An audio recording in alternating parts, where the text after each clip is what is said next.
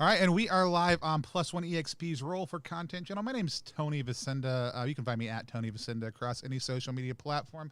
But we're Plus One EXP. We're a weird little brand that multi-classes in tabletop game design, beard and skincare alchemy, and the Bardic College of Content Creation. We're still figuring out what most of that stuff means, but you didn't come here to hear me. You came here to watch us play some games. Today, we are playing Aether Operations, which I want to say operatives 50% of the time, but I keep on getting it right, and that's the most important thing. Starfish Killer things were all looking good, and I'm excited about that. If you guys want to know anything about us, at Plus One EXP across all social media, or go to plus1exp.com to find our games. Also, we have Repugnant RPG, which is live right now on Kickstarter. That is ttrpg.link/grossrpg. I would love to get to 3K in the first 48 hours because that'll make me dream of hitting that $10,000 goal before the end of the campaign, because I really want to make some atmospheric crust punk, because we don't know what that is, but we do want to find out together with all of our backers. And again, not what you came here for. Let's hear from everybody else. We're going to start with Alex and then roll around clockwise. Alex, go ahead and tell the beautiful people who you are, where you're from, what you do in the world. Hello, my name is Alex. I'm from Georgia, but I live in Brooklyn, New York now, and I am a actor, comedian, podcaster, children's entertainer, jack of some various nonsenses.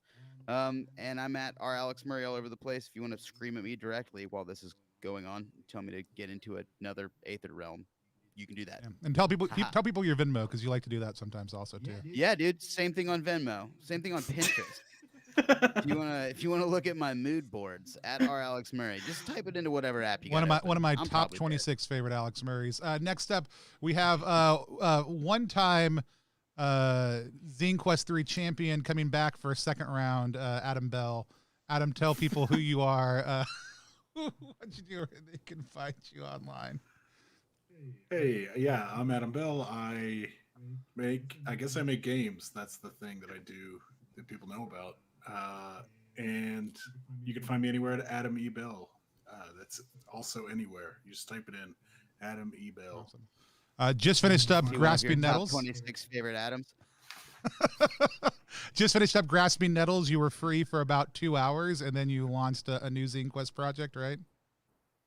I did. Yeah, it's a shit post, but also it's fun. Yeah. So I can't wait till you beat Bucket of Bolts for the highest funded game of Zine Quest. Oh, that'd be horrifying. with your shit post game. I think I'd cancel it. Yeah. Dropping down for that, we have Will. Will, tell people who you are, where you're from, where they can find you on the internet. Hey, I'm Williams. You can find me at Will_JOBST. Currently running the Torque Kickstarter, which is Crunch and Creeps on the road, Mad Max, Road Warrior shit, plus easy, cool downtime role playing. Make games. I'm on the Brain Trust podcast with Adam Vass, and I'm in Canada right now. I'm excited about Torque, which hopefully we'll have on stream sometime next month, whenever the online version is super polished, or polished enough for you to be comfortable with it, because we're ready to play no matter what. But I played the Zone the other day, and it was just so nice online, and I was like, damn, I gotta pump it up. That's it. But we have a bunch of people who have told us whenever we post out about anything that we're doing, like, well, I'm just not really into RPGs, and I think Torque is the perfect way to back in people by just telling them it's a board game until they're halfway through and be like, yeah, now we're just gonna easy role play at this truck stop for like however long. And so now we're gonna process what we just did. So I'm looking forward to that. And then the creator themselves, Adam, the creator. AV, tell people who you are, where you're from, what you do, and tell us a little bit about Aether Operations. Sure. My name is Adam Vass. I'm going by AV for the sake of ease, playing a game with Adam B. And I publish games as World Champ Game Co. I'm at WC Game Co. on Twitter, and worldchamp.io as my home base for all the games that I make. And today we're going to be playing my newest experiment, that is Aether Operations. It is a sort of it once started as this sort of like new age psychedelic, like quantum reality exploration, and then got my spit all over it, and now it's got just all this like gritty Xerox texture of weirdness and mixed media, hand painted garbage all over it. So it's if you defect from a new age spiritual group, this is that attitude, I think. It's also a pretty thickly veiled climate crisis observation. But in this game, we're going to be manipulating the quantum realms of reality that are in a state of imbalance and getting worse. And we're each the 4 players, we're going to be manifesting the 4 realms of spirit, brain, bone, and meat. And we're going to hop around. Well, we'll see what we're going to do. We're going to explore the realms. We're going to do some battle against these keepers, who are the ones who are trying to channel the power of imbalance for their own greater good. And we're also hopefully going to cleanse some relics, which are these items and facets from our reality that sort of slip through this quantum collapse and become corrupted. See, Adam says that, but I'm GMing, and it's just going to be Dungeons and Yes. It's just going to be Dungeons and Dragons 5th edition. Like that's it. And so no, I'm super excited to play, to figure out how the game works. Thank you so much for coming on and letting us just showcase it for the first time ever. I'm super excited to play while being massively intimidated, because it's way easier for me when I have something to measure against, and I have none of that right now. But I know we were going to kind of just showcase character creation, which is super easy. Do you want to just kind of walk us through that? Sure thing.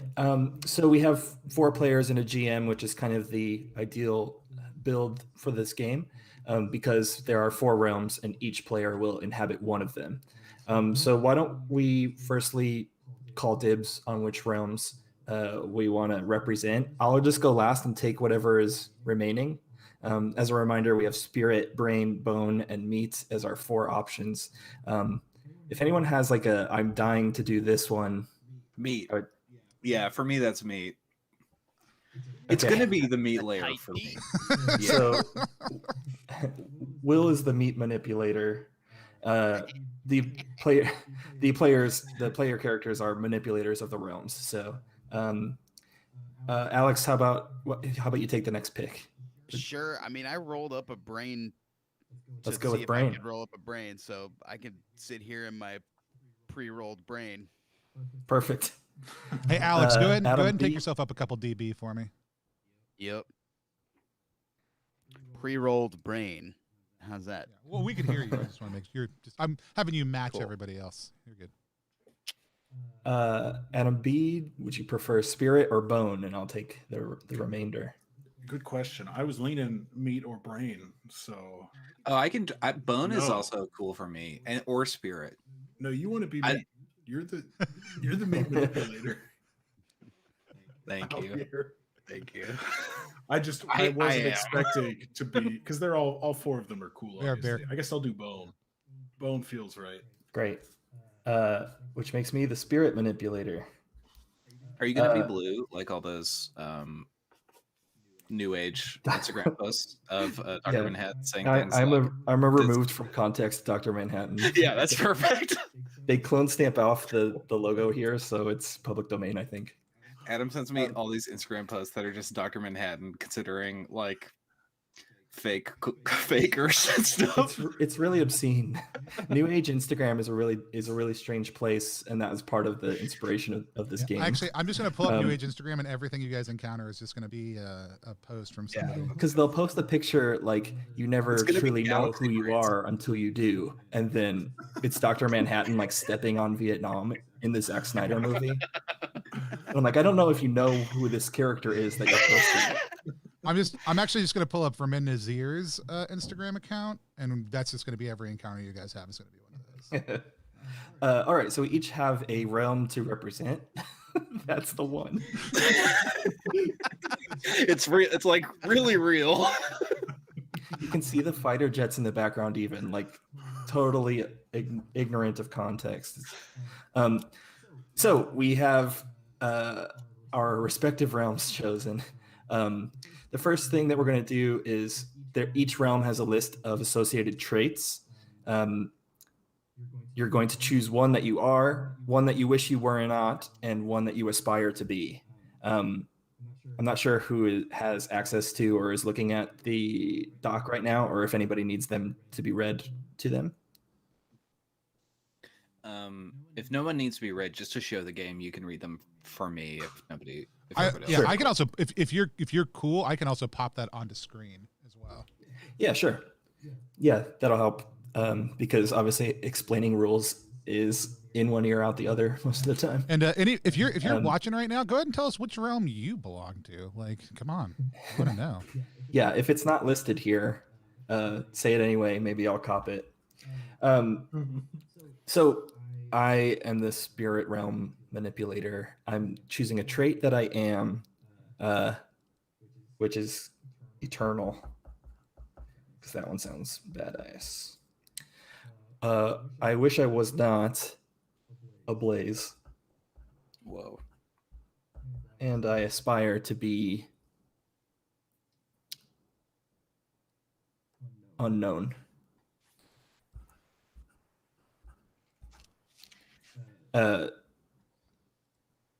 Worth mentioning, because the Google Doc is on display, that the final result will look unrecognizable.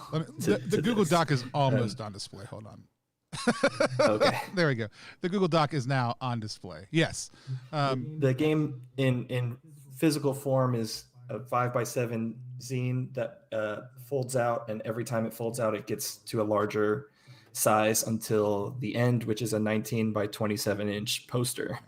So every spread, every rule segment, every time you go through the next step of what the game is, it physically gets bigger in front of you, and there's a lot of rich art in there to cover up the light rules. Super cool. I am a meat manipulator. I'm flexible. I wish I wasn't torn, and I aspire to be gory. Natalie Imbruglia, the meat manipulator. I'm a bone manipulator. I am stalwart. I wish I wasn't sharp, and I aspire to be emaciated. That's at least me. I'm a brain manipulator. I am alert. I wish I wasn't cold, and I aspire to be quick. Great. AV, will you tell me again what you wish you were not? I wish I was not ablaze. We should hug. It's too hot. I'm too cold. Average out. So the next facet of character creation is our skill list. Each realm has 4 associated skills that you get up front, each one with a starting value of 1. So I'm just going to write down my 4 skills, which are Envision, Summon, Traverse, and Warp. We will also pick 1 skill from each adjacent realm, and Meat and Spirit are considered adjacent. They wrap around. So the ones that you choose from your adjacent realms, they start at a value of 0 right now. So I'm going to take Purge from the Brain list and Pull from the Meat list. Cool. Okay. I assume that everyone has theirs and is doing that because the next step is rolling a lot of dice in an attempt to appease Chris Bissett and their desire to roll a bunch of dice during character creation. We're going to be rolling 6d6 and adding them. You're going to do it 6 times. So add. Wait, no, we're not. We're going to do it once. Add 60. We're going to roll 66 and assign each one to one of your skills, keeping in mind that the skills that are native to the realm that you've chosen start at 1 and the other ones start at 0. And then, so you'll have a value between 1 and 7 for each one. And the max on that's 7. Correct. Could you theoretically, do you have to assign a 1-to-1, or could, if you be like, I'm just going to leave this one at 1 or this one at 0 and double up on this one? So since you have 6 skills and you're rolling 6 dice, it's a die per Cool. skill, so you can't have 0 in anything. Oh, big rolls. I did all right. I did good. Oh, sorry. We have to use an Not a online one. dice roller because I don't trust any of you. I don't want you min-maxing. For fairness. But I got all 6s. I Yahtzeed. I I Yahtzeed everywhere. all over the place. I'm gotta put Walkie/Bleed up onto 7. That's me. I don't know how meta we're gonna get, but navigate's my superpower. I think pretty what I do pretty good. meta is the answer to that question. Yeah. Um, Okay. Can't forge good. Bad at that. But that's a bone skill.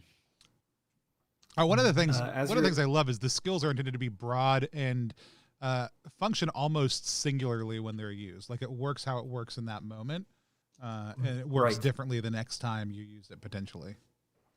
Yeah, this is some secret sauce from my game Necronautilus, of just having player interpretation of the word being the core function of the skill.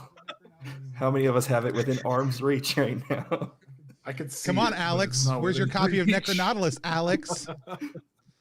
I was touring an I apartment. have never felt so Oh. cool and not at all cool at the same time as I do in this exact moment. I had to pull this motherfucker out at an apartment tour to put a lease inside. So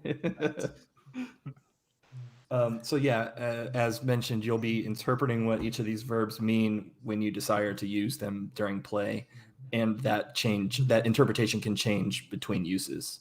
So whatever you think fracture means, it does, as long as you roll it well. So now you have a value between 1 and 7 for each of your skills. The highest valued one is also the value you have to your form, which is kind of your health. So hopefully it's a 6 or 7. We're gonna find out how deadly this game is. I very quickly. rolled a wizard. Everything was 2 or lower, and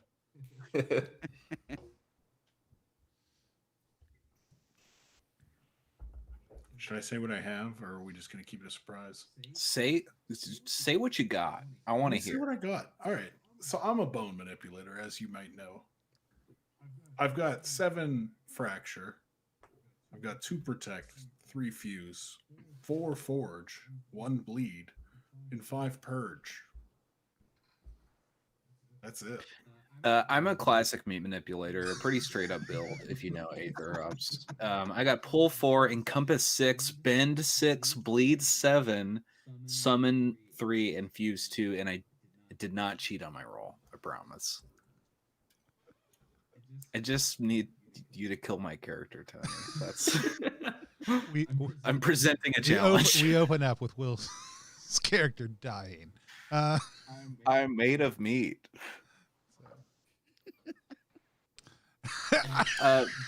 Wait, am I made of meat or do I manipulate meat? Do I manipulate myself? Yes, Am I meat, therefore I manipulate myself? you are a facet of the realm of which you're a product. Yeah. Did Russo write about this? I'm wondering. Just trying to figure this out. I mean, this is sort of just like the trappings of expecting to be able to solve a problem with only the tools that the problem provides you, right? If the meat realm is falling apart and you're made of meat, all you can do is also fall apart.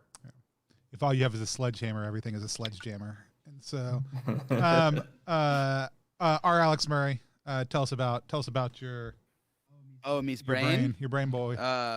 My brain is pretty good at purging stuff with a 4. Excellent at navigating things with a 6.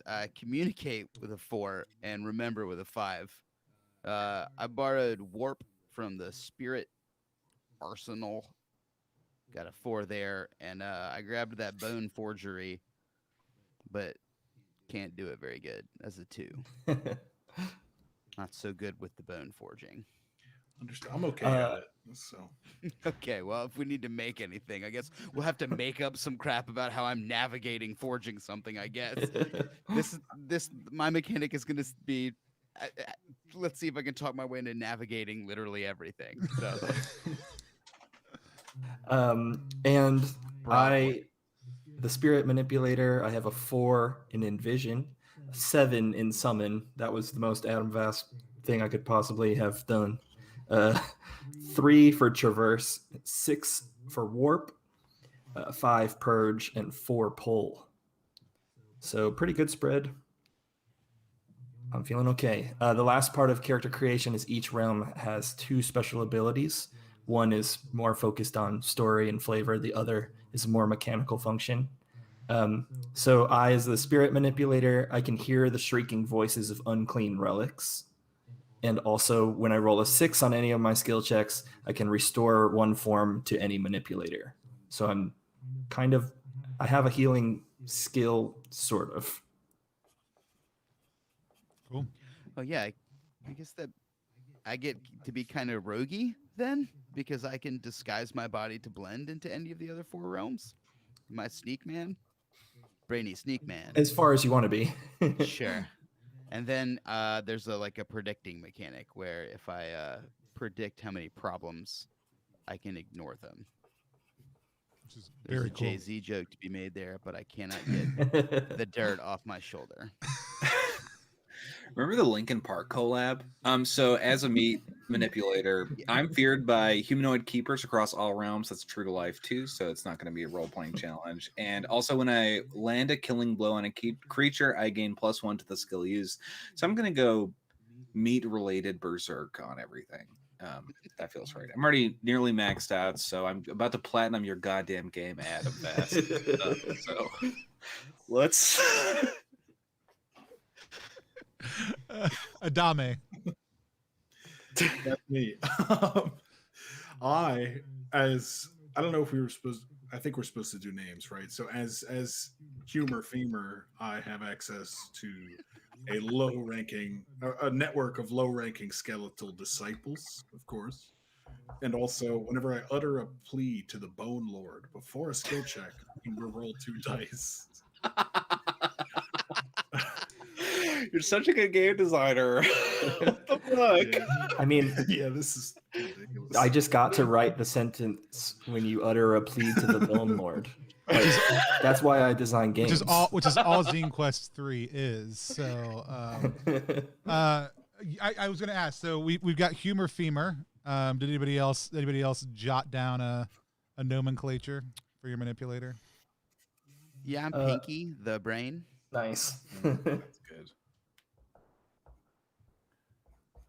And that's HUMER, like the bone, like the humorous.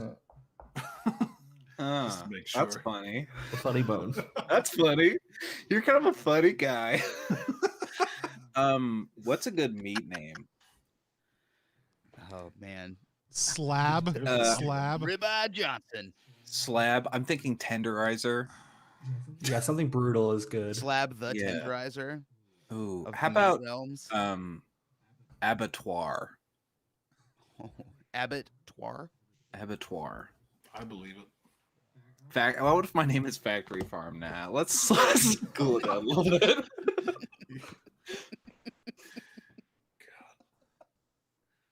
And my name is Saunders, just because I have a sticky note full of Old West names for another game I'm working on, and Saunders is a good name.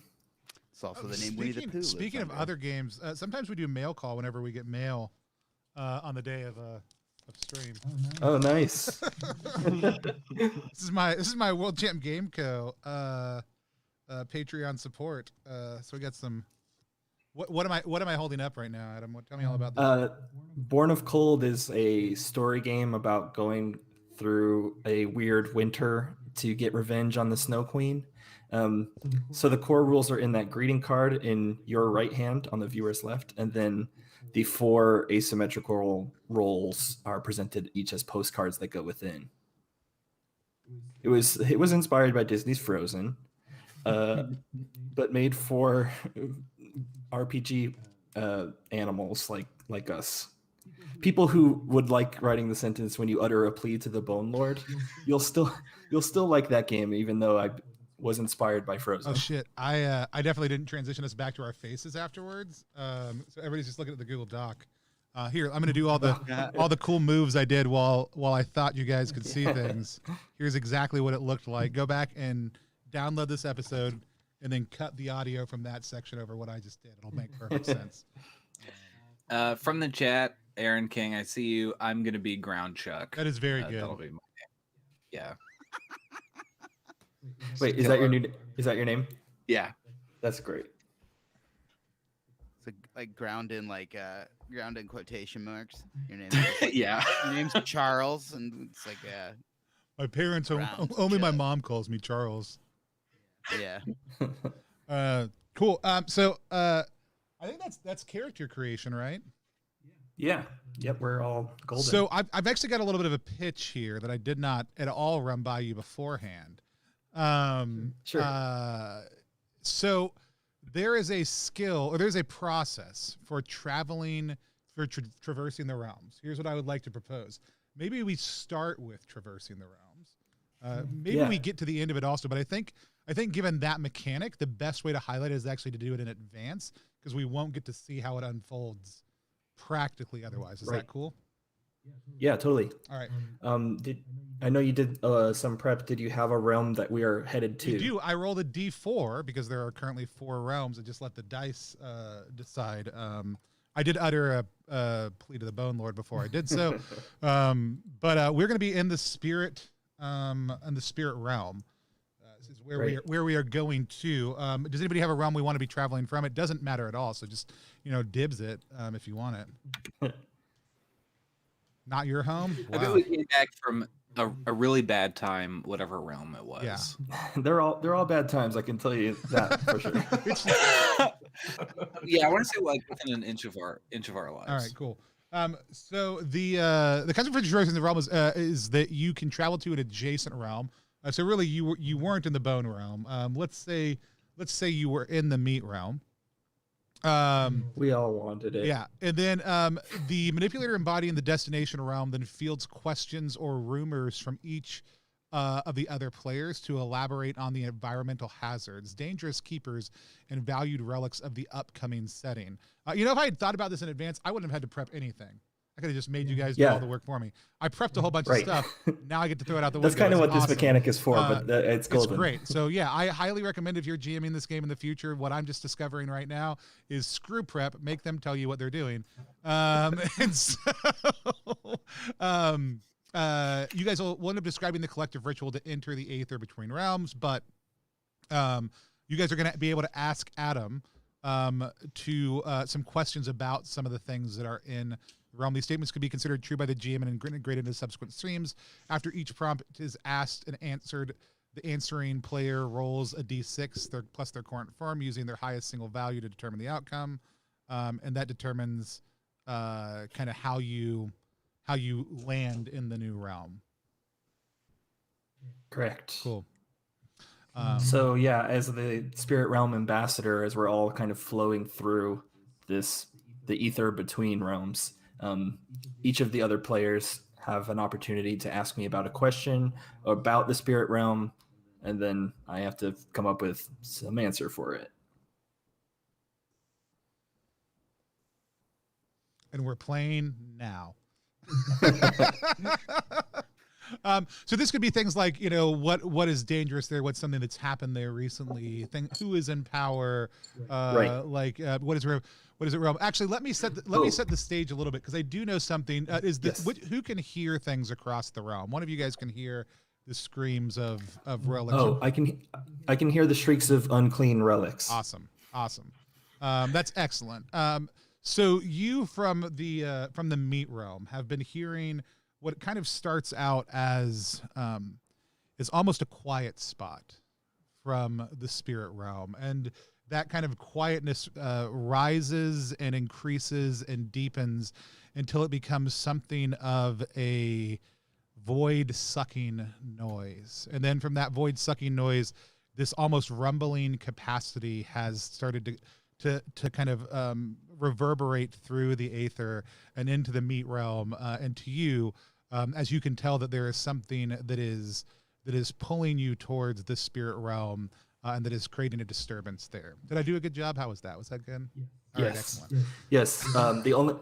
The other question I have for you before we dive in is, this game has a diminishing balance value, which is sort of representative of all of the imbalance of everything. It starts at a D12 when you start the game and depletes down in size from D10, D8, D6, D4 to Doom.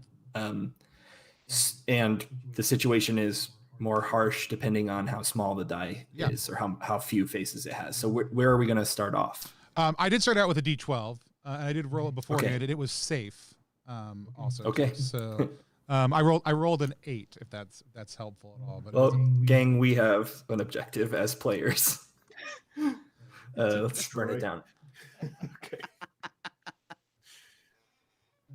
Great. So as I open up the portal to the spirit realm and we all step inside, we're just sort of in a quantum state in between the realms. Like, we're not in time. Nothing can reach us, and nothing is kind of observable from this state. So yeah, each of the three of you can then ask me about the spirit realm.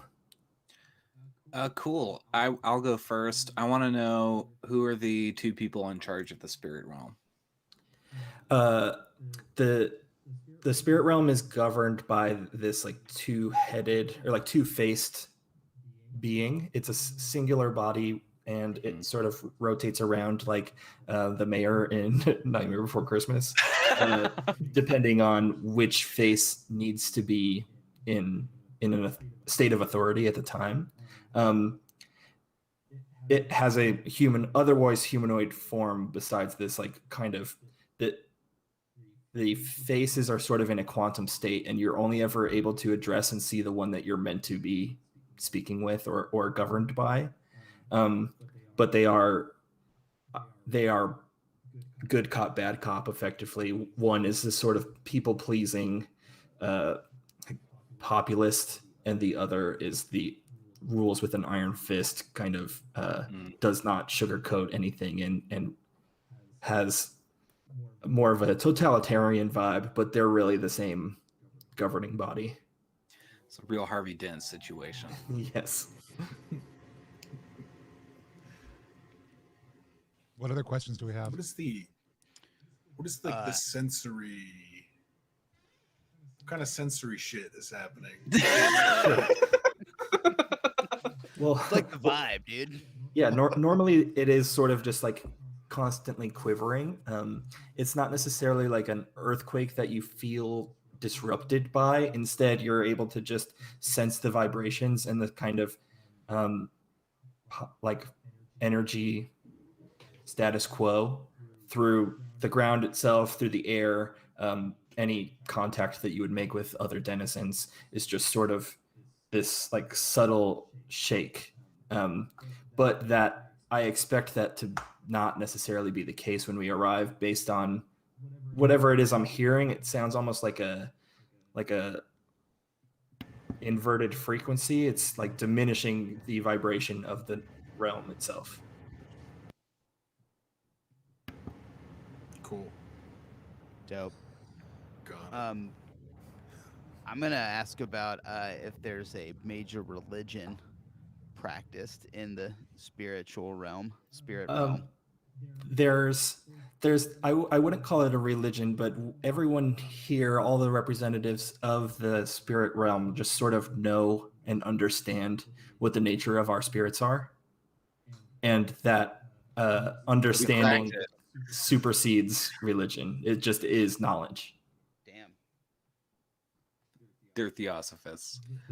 That's also the aspirational status quo, as we're going into a situation that it's disrupted, and that leads me to believe that there might be some kind of like doubt that's spreading or otherwise manipulating the frequency that the realm is vibrating at. Cool. Dope. After each prompt is so now asked and answered, the answering player rolls D6 equal to their current form, using the single highest value to determine the outcome. Yeah, so I have 7 forms since we're at the start, and I'm fully healthy, which means a 6 is my highest result. Okay. So y'all arrive on safe footing with a clear path to your next objective. And if you had rolled worse, then it would have been worse. As the ether splits and you open again, you find yourself sliding and kind of wafting into the world or the realm of spirit. You kind of look around and you see these spaces that it looks like would be perfect to just kind of lounge by the day glow, and the place around you smells kind of like the color green. There are a set of plasmatic cliffs in the distance, and the nearby trees are covered up by embittered vines. And there are a set of twilight birds kind of just gently gliding overhead. However, there is no one around. I don't know who would have been to the spirit realm before, but it is not an impopulous place. Like, it is a place where there are plenty of individuals, and that might not, sometimes that individual might be the rock or what you perceive as the rock, or the Dayglow pool, or another humanoid structure. But at this point, there is none of that visible around you, other than some Adze flies that are kind of just gently sipping from a pool of nirvana nearby. I'm going to constantly ask how'd I do. That was great. Very rich. Affirm me. I think the spirit realm is effectively vaporwave V. Yeah. Do we look translated into the spirit realm, or we are original manipulator selves? Yeah, you're in your standard form. Although I think Pinky is able to sort of present as being from other realms. Is that right? Yeah, absolutely. So I get a little Tron flavor on me as soon as we come in here. Yeah, I look like the Hellraiser pain pillar, and I'm kind of just moving through the environment this way. Cool. I think upon return to the spirit realm after being in the other ones, my body kind of melts a little bit and just sort of like convenes with what's being perceived as the ground, and I'm sort of now a node on this wavelength that is moving around the space, so I can kind of like not quite float because I am attached to the ground, in more like a liquid way, kind of like float towards wherever we're going. So as soon as you do that, you immediately notice a stillness that is unfamiliar and flies in the face of everything that you know about the spirit realm. The ability to perceive the being of the ground, though it is present once you've merged with it, is completely gone until that moment of merger. And you notice that the vibrational frequency of the ground is incredibly faint. Okay. You can tell. I'm not even sure how to trigger a skill roll in this game, by the way. I'm just going to present you guys with stuff. My assumption is that I present you guys with situations. You tell me how you're overcoming. Is that correct? That's what I would expect. Cool. Yeah.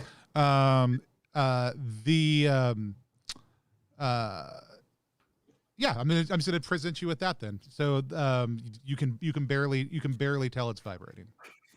Sure. I was expecting better vibrations. When I speak, there's like the kind of Charlie Brown muffled noise that doesn't make sense, but there's clear subtitles for anybody watching of what I'm saying. Good. And so the subtitles read, I agree, something is really wrong. I would like to use my summon skill and try to bring about a spirit harbinger. Go for it. So as the first skill check, I'll kind of walk through this. I have a 7 in the stat, so I can gamble up to 7d6. You only care about your highest result, so obviously the more dice you roll, the safer it feels. But if you roll poorly, you lose all of the dice that you gamble. So if I rolled all 7 dice and my highest die was a 3, statistically unlikely but possible, I would lose all 7, and I don't have that skill anymore.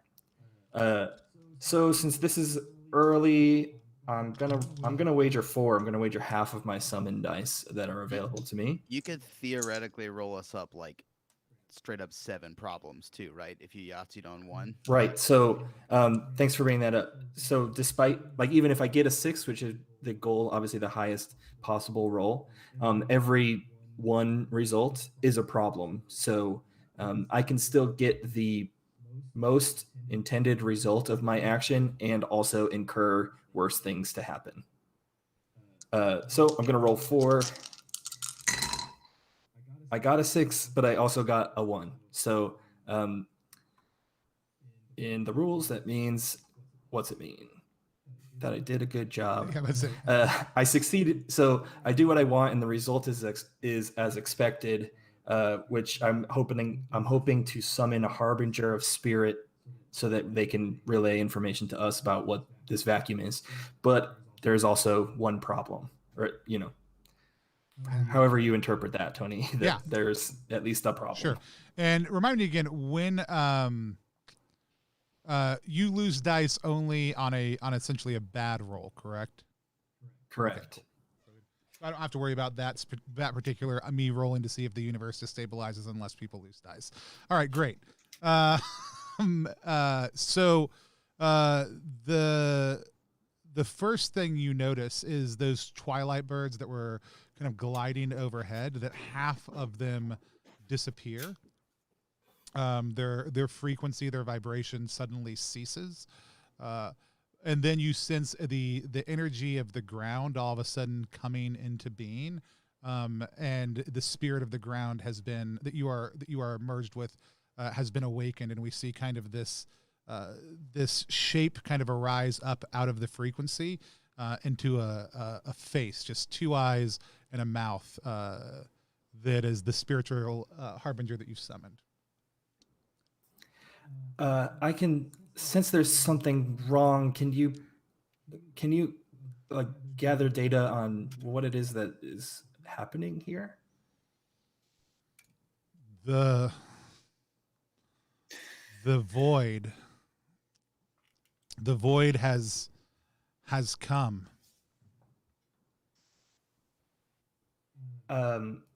I'm sorry, I'm not familiar. I kind of expected as the spirit manipulator to be able to field any kind of result that the harbinger would offer me, but who or what is the void?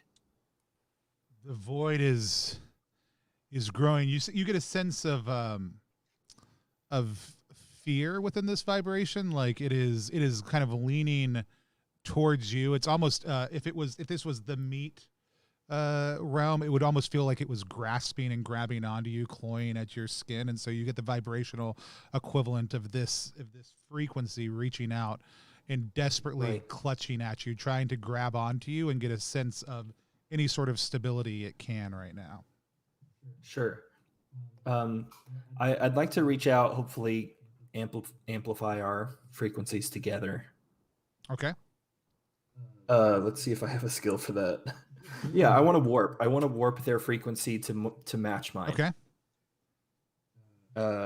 Which I have a 6. I'm gonna roll 4 again. I feel like that's the sweet sweet spot. Well, the 5 is the highest I got, but I didn't get any problems. So it's an unexpected result. Tell me what your desired result was. To increase their frequency to match mine so that we could sort of make one form and communicate perfectly. Sure. So that happens. That does take place. But you are not in control of this. Its frequency has been increased and you have been warped into it. And all of a sudden you see these glimpses of this feral relic that is stuck in the ground, and the direction it was kind of moving away from as it was clawing at you vibrationally is the direction in which the relic lies. So you get a sense of that also too, but you get these flashes of this kind of deep rumbling, this quiet that started slowly muting and hushing these frequencies, and then started in the same way that y'all have, or in the inverse of the way that you have warped together with this ground spirit, was pulling other creatures from the spirit realm into itself, and making them still, and holding them within itself until they disappeared. You also are now, for the next little bit, also this ground spirit also too. You're still yourself, but Yeah. you're this ground spirit. Sure. I would like to try to relay some of that information to the other manipulators here. You still, the eyes on the face that appeared, I think, are visible to everybody in some way, shape, or form. So I think your ability to communicate is not hindered by this. Cool. In that case, I basically go like, there is an issue here. We need to head in this direction, and we need to go quickly. Are you stuck? I wouldn't use the word stuck. Okay. I am temporarily in harmony with another spirit. Is that good? Is that cool? You good? For now. Good. Yeah, Vibe check on your harmony. I would say this type of oneness is probably not uncommon, but it's usually the lack of control in it is what is what is uncommon and probably unnerving. Yeah. So I would love to get us there by using my bend ability to kind of like bend the space between where we are and where the relic is. Dope. So I have bend 6. I don't understand probability, so I'm gonna roll 6 dice. Is that I love it. yes? My highest was a 4 and my lowest was 1. Highest was a 4. What do you have to know from my roll? What do you want? I think highest in the number of ones is what I need to know. Correct. Correct. Because we've essentially got success, mixed success, and failure. Failure being especially bad. No, it's ones, correct, that are specifically the problems. Ones are problems, but if the highest value that you get on your roll is 1 to 3, then you also lose all the stuff that you just gambled. You really almost. Yeah, that was really close. I rolled. Yeah. 3. No, that was scarier than I think you realized. I would love to bend space around us and take us somewhere wrong and really bad, or get us. And I'm down with that. So this is the realm of spirit, and you are the manipulator of meat. So tell me how you use your meat to bend this spirit realm. Okay, I definitely try and spread my my meat as far as possible to try and like get a like connection to that area, and then just to pull them together. So like physical brute force. Brute force. Yeah, exactly. And it's specifically like you are extending yourself out that direction until you encounter something. You start to kind of extend yourself out. You pull. You end up going up the edge of one of those prismatic cliffs, stretching further and further as your muscles and tendons just pull beyond the limit of what those around you might be able to imagine, and further still. And you find this place where the vibrations that you are barely able to sense completely cease to be. And it almost creates a sense of nothingness within that space. Because you're not from here, you can still sense whatever the material reality that exists within the spirit realm is, but for a local, they would be essentially blind and non-existent. It's actually only because you're not from here that you are able to do this. However, in between, as you start to connect to this space, put that here on my secret table of things. That's not really secret. It's secret to everybody on the camera who doesn't know that it's there. And so, I'm sorry, food just got brought to me. And so, as you come across a set of void raptors, these creatures that seem to be picking at the edge of where the vibration and the void stop, with these long legs made of kind of pure aurora that are ripping at the edge of this wound within the spirit realm's reality. Personally, I hate void raptors, so for so if you push beyond them, you'll just be jeopardizing yourself in the process. Like, they'll basically be able to attack you if you continue to push past them. You can continue to push past them if you want, though. I could take care of some void raptors before we push past. If so, I think I would step forward. Yeah, do we get pulled? So you could stop here and pull these two spots together without a doubt. I want to kind of superhero style clash get us closer. So if everybody could assume like an attack position. Oh, yeah. Can we please? As this will be kind of like our end for Aether Operations. Yeah, cool. So all of a sudden, reality rents as the rest of your body and your fellow manipulators are pulled into that spot. You're standing on this void, and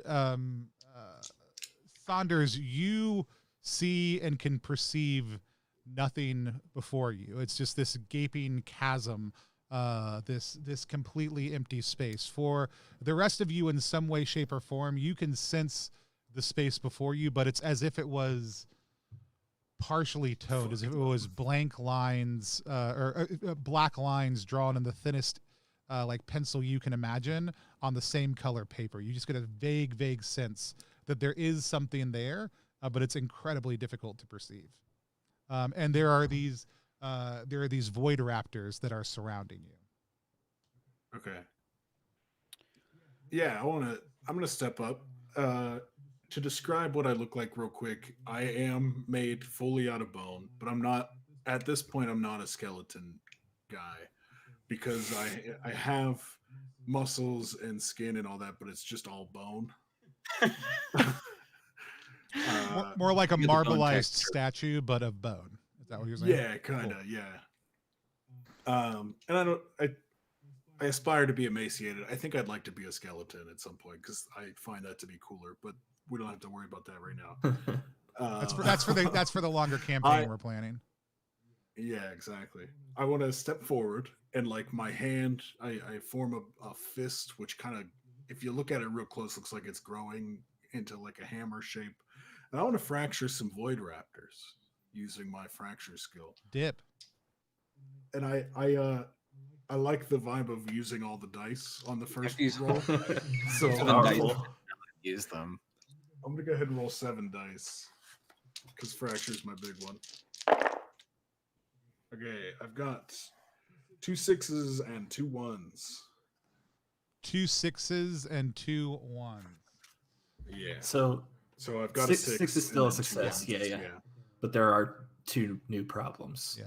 That's fine. And I'm specifically trying to scroll through real quick and look at combat, how it all works.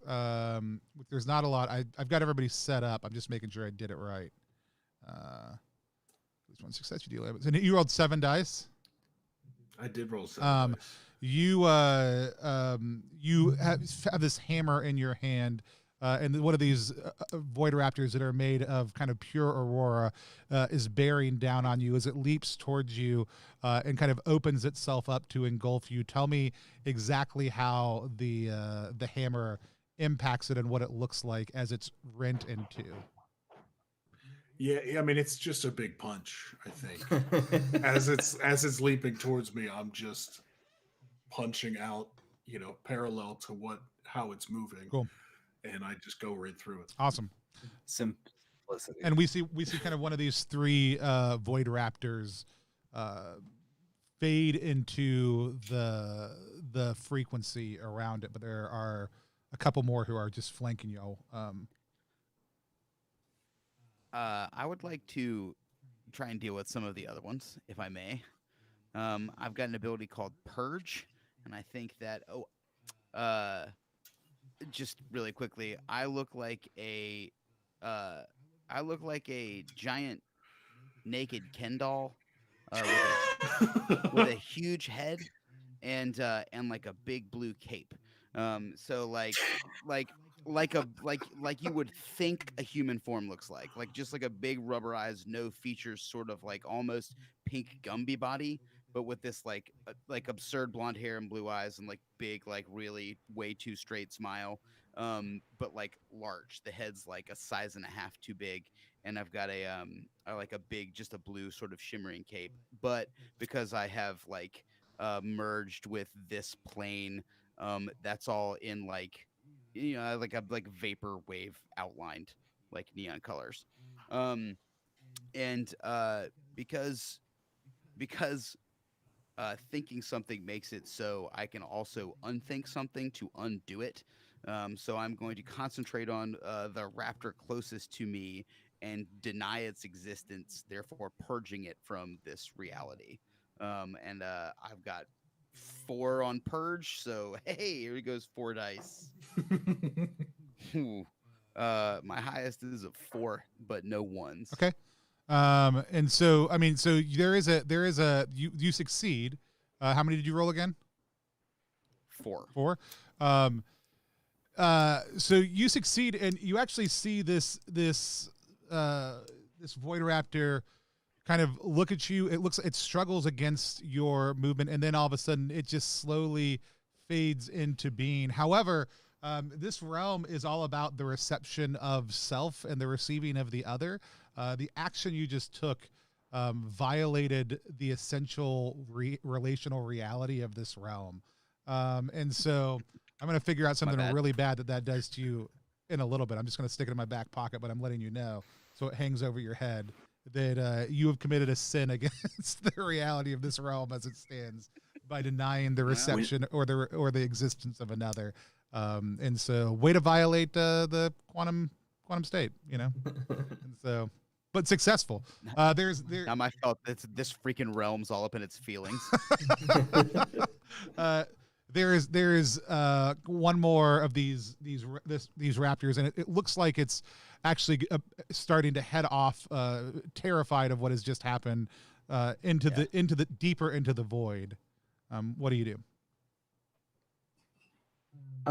I'd actually just like to ascend above the void and use my envision skill to sort of like observe the possible realities between myself and the void to see if there's something we can do to approach it safely. Ooh, okay, sounds good. I have a 4 skill, and I'm going all in. I think 1, I want to see somebody lose a skill, but 2, I think at less than 4, I don't have very good odds. So my highest is a 4, and there are no 1s. Tell me what you were hoping to have happen. I want to see basically a path between myself and the void that we can traverse to get to whatever we're approaching safely. Yeah. So all of a sudden, as this creature runs and scatters into this empty space, it actually starts to dissipate and lose its vibrational structure as it enters more deeply and deeply into this void. It was designed to basically be able to survive on the edges of it, somewhat of a carrion creature, but it's not able to withstand what's in between. But that every kind of step it takes, we sense a little bit of the vibration of its body moving out, and you're able to essentially create kind of a mental map of the space from that, and you get kind of that same light ability to envision what's around you as everybody else. It's not that there's nothing there; it's that you could not perceive anything, and so you get that kind of light sense of what is there. You also, as its very existence kind of starts to become still and slow and no longer a thing, you can see this singular point of stillness, that stillness that is so intense that it's becoming a sucking noise and then is becoming this kind of deeper rumbling reality. You can actually pinpoint almost specifically where that is towards the center of this void. And am I right in picturing the void as like a cavern or like a below open? Are we going down into something? I mean, it's the spirit realm. What does that even mean? If we were in the if we were in the meat realm or the bone realm, that is 100% the analogous experience that you would be perceiving. It is a convex kind of bottom, like deepening out. However, the point of void is not at the very bottom. It is part of it's partially up, right? So this void comes out almost in a circumference, kind of not a perfect sphere, but a kind of an elliptical sphere all around this point of void. So to the more terrestrial manipulators, I say like we have to go down. Down we go. Yeah, and to humor and to ground Chuck, like that's exactly what you're looking. That's what you see. Like that's totally makes sense. To Pinky, you don't like that. Doesn't. I think we can just kind of like look at one another and like nod. Yeah, it doesn't. Yeah, mean anything. absolutely. Yeah, like, The concept of down. Yes. Right. I'll simply turn a sphere inside out. It's No problem. so, when we get there, I would love to encompass the void. I mean, that really feels like that would be good. Me like to- crush it. I'd like to fill. go ahead. Who's got it? Is there a particular frequency that we are tracking down here, or is it like the frequency of nothing? I'm trying to just. It's the lack of frequency. Like everything in this space that what part of what we established early was like this place is frequency in a lot of ways. Like it is vibration. It is, and so the place you are seeking to is the antithesis of that. Like it would be. It would be like antimatter. It's anti-frequency void. If I were to forge a tuning fork, would that work like a flashlight? If I just went blong and I mean, I'm all about you forging a tuning fork and us figuring out whether or not it is. Yes, that sounds cool as fuck. That's so cool. Maybe this game rules. It might, and that feels good. That's kind of what I'm going for. All right, I'm gonna do it. I'm rolling all 4 of my forged dice because it's all 3s. Oh, All threes, all the way Really? down. So I believe there's a couple of things. One, I think you lose all those dice. correct. Yup. And does that mean you lose that skill because did you roll all your dice? Yeah. Okay. Yeah, that skill is removed from your list. Forging a bond with failure. And that does mean that I gotta make a roll real quick to see what dude. exactly that does to all of Destabilize. reality. So anytime somebody loses, is it just loses a skill or loses dice? Loses any dice. Any dice. Yeah, from a failed skill check. Okay, so if we Reality's roll okay fewer right di- now. Reality actually is fine. It's okay. Don't worry. And so, It's a little hurt. I mean, it didn't like what you just did, but Reality. it's going to get Fuck over you, it in then a couple it of days. And so, If the manipulators are awakened, we're already a little bit in a bad spot. so you kind of extend your hand in order to forge a tuning fork, and all of a sudden, as it kind of crests into the edge of this void space, you find yourself fully unable to use the ability at all, and so you are not able to do that. Did you roll any ones? No, no Well, ones. that's good news. So, I rolled the dice and got 4 3s. It was there you go. weird. I'd like to try and talk to it. Talk to the void. Yeah. Okay. If that's doable, sort of like as we are traveling, as we think we are traveling down. Yeah, I want to try and reach out to like the center of the void. I guess I've got the same idea as Humorous did. Is like I'm going to just try and make a sound. Okay.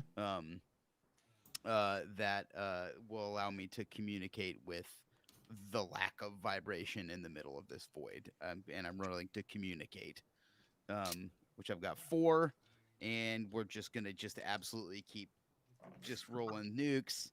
Hell yeah, that's a 6, but I did roll a 1. Okay. So you're trying to communicate with the void. I'm trying to talk to the void, which I assume is a relic. I'm trying to make contact with it, and the idea being to ask it how we can, I mean, if it wants anything. Sure.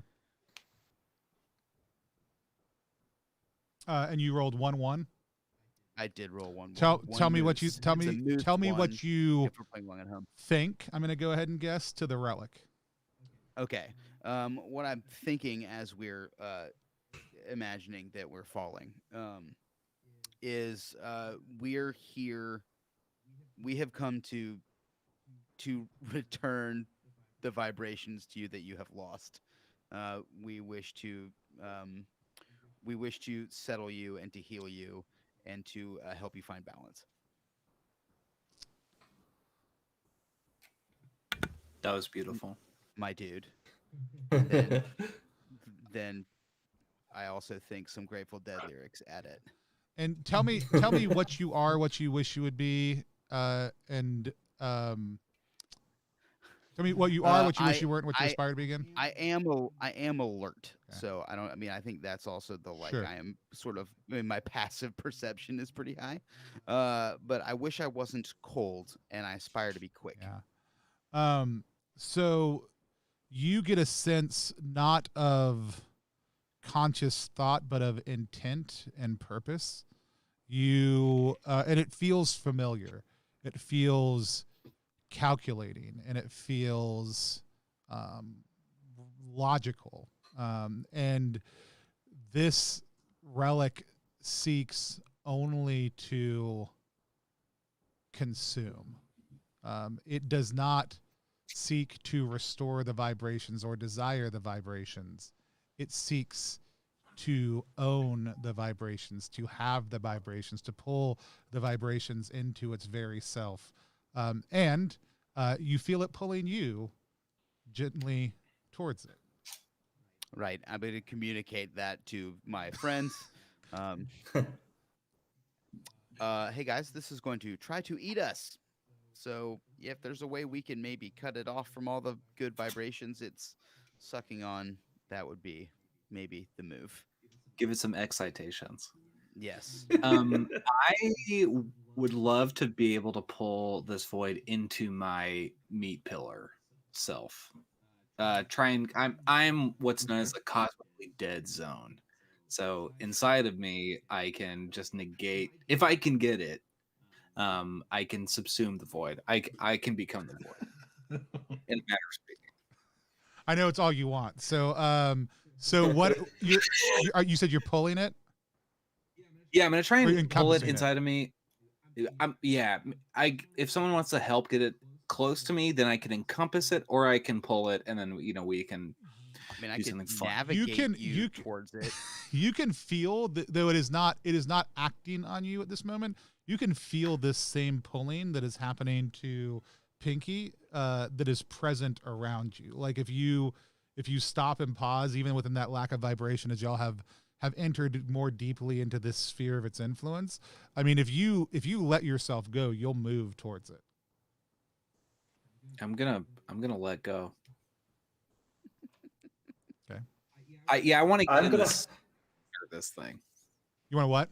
I'm gonna pull Ground Chuck, if only in equal measure to the pull that the void is doing, to keep them kind of rooted in our pseudo reality instead of being what I expect. The desire to consume the void, I think the opposite will occur, that the void will consume Ground Chuck. So We find out. All right. So, We are about to find out. While that's all happening, I do want to send out a ping for some low-ranking skeletal disciples because I feel like we might need them soon. It's real Never a bad time to have some low-ranking Skeletor disciples. Yeah. So, as far as I know, it's a special ability. So we see these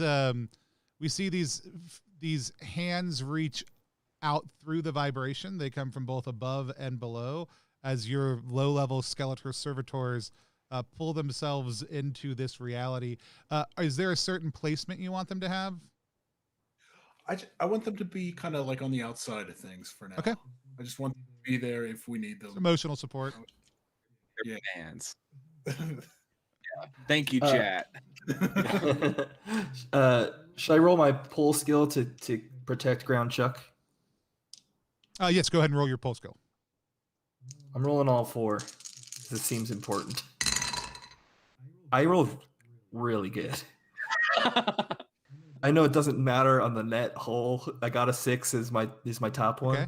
But then I got 3 5s and nothing below that. That's a good. You know, I'm the kind of person, whenever you're rolling dice, even the dice that don't matter, I like the feeling that they should matter somewhat. Like, not just that, like, oh, you got a bunch of 2s, that's great. I'm glad you got a 6, but you rolled like a bunch of 6s or a bunch of 6s and 5s. That deserves something. So yeah, I think you are. Tell me about how you are pulling. Like, what does pulling look like for a creature of spirit on a creature of meat in the spirit realm? I think, like you described, this sort of hourglass shape that's in like another dimension. You know, when you have a single dimensional vase that goes inside of itself. I'm that in 2. I like how we were all just like 2 directions. Yeah, totally. Yeah. That in 2 directions, where one is holding fast to the sort of like cavern wall for visualization purposes, and the other is sort of like grabbing onto almost like a harness around that circles around Ground Chuck. And I'm not necessarily bringing them back to the group of us, and I'm not propelling them forward to the void. I'm keeping them anchored to this facet of the spirit realm so that they don't get consumed by the void. So, Ground Chuck, you're like basically being suspended by spirit between the spirit realm and void, like in this empty space. I actually think here's the deal. Like, normally you would be able to secure him, but what we actually see is the vibrational frequency restored in this absolute void in the shape that you described. Like, it's not just it, like for like it is a restoration of the natural state of things to that is basically able to re-anchor around Ground Chuck. So, and the moment we open waiting for, I'm gonna just pull it into me as hard as I fucking can. Just really all gas, baby. It's diesel. I got 4 pull and I'm rolling all of them. And I did get 3 1s and 1 6. Okay. Wow. Everything in balance. Excellent. So here's what happens. You pull this item into yourself, and you feel it, and it's unlike anything that you have ever encountered. It's kind of got this long tapered kind of end. You can feel that part of it kind of slots off, and there's a series of kind of switches on it that you feel like must matter. If you weren't a creature of meat, if you were just a normal ass person, if you were Will Yobst, you would know that it's a dustbuster. It is the dustbuster of the void, and it is seeking to consume all vibration in the spirit realm, and it's inside you. I mean, you were pulling it into you, correct? You were trying to get in, yeah, and it's in you. Here's also what humor is it humor femur or humor's fever or femur? Humor. You call me Hugh. Hugh. So Hugh, all of a sudden, you sense one of your skeletal retinue. Its existence is snuffed out from behind you as you hear this new vibration and this new frequency that is unfamiliar to everyone except for Saunders. It is a dream eater who has appeared on the edge of the void. Oh, dip. On the edge of the void, like the void that's in the meat. So now, or... the center of the void was the dustbuster of the void that is now in the middle of humor. But there was this zone of void, right? That you guys first encountered the raptors, that you guys have gone the concept of down into, and and he has appeared on the edge of the concept of down of this void, and has destroyed one of your skeletal retinue. Because they were all kind of spread out around the edges. So excellent move on that, because it did let you know that this was happening. And it does not seem like it is necessarily alone, but you cannot perceive what might be with it.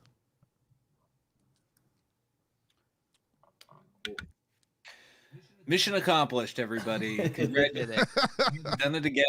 So I'd like to so there are a couple. There are a couple moves here that I think you guys could do, and since I've read all of the moves, I could propose them. I guess AV knows how to play this game, also theoretically. So maybe I don't have as much as you do. But I would say, especially since we're trying to keep things concise, I think the options are fight and then cleanse this relic, or cleanse this relic and then try to get the heck out of here. I think would be kind of the two. I want us to see cleansing the relic, because I think that's a cool part of the system that I want us to be able to show off. But since there are no like turns, I mean, could we sort of do those things at the same time as well? Yeah. I'm just like, I think in gameplay in my head right now, Pinky has just remembered, because he consulted his rules of how reality works, that the only person who can cleanse relics in this realm is Saunders, and we should have thought about that before we threw our meat friend at the relic. Expunge the relic. I'm in the vicinity of Ground Chuck. Right. I actually think, given the description, that essentially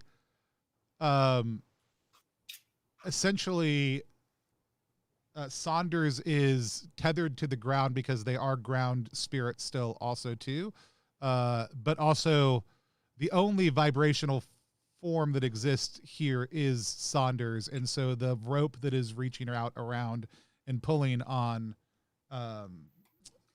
Ground Chuck is Saunders also too. So Saunders is kind of spiritually stretched across, I think.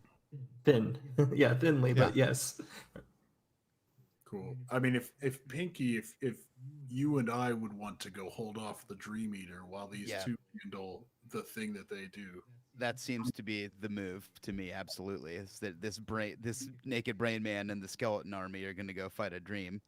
Yeah, that was a fun sentence to say. With my mouth. Good role-playing game. All right.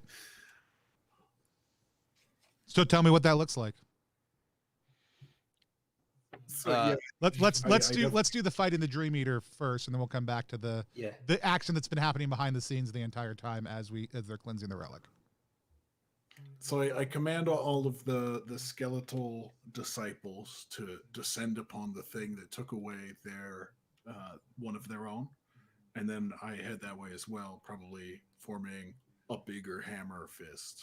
And I would like to like basically come behind him, and like from behind, like me, like Doctor Strange asked, my big cape's out behind me. I'm going to try and warp reality to make the skeleton army and Humorous himself just like as large as possible. Okay. I want to like, and I guess since we're spiritually there, I want to make them more potent, as it were, rather than like physically larger.